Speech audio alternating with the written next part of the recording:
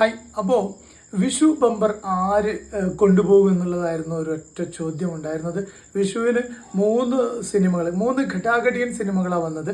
അപ്പോൾ അതിൽ ആരായിരിക്കും വിഷു ബമ്പർ തൂക്കിയെടുക്കുക എന്നുള്ളത് വലിയൊരു ചോദ്യമായിരുന്നു. അപ്പോൾ ആ ചോദ്യം ഏതാണ്ട് ഒരു 5-6 ദിവസം ആവുമ്പോൾ ആ ചോദ്യത്തിനുള്ള ഉത്തരം ദാ കിടക്കുന്നു.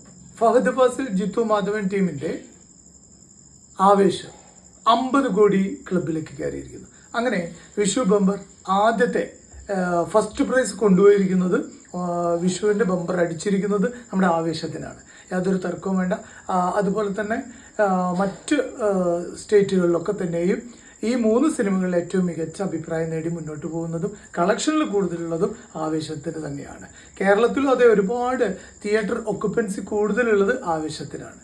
അപ്പോൾ ആവേശത്തിൻ്റെ 100 കോടിയിലേക്ക് ആ ക്ലബിലേക്ക് കൂടി കയറട്ടെ എന്ന് നമുക്ക് ആശംസിക്കാം.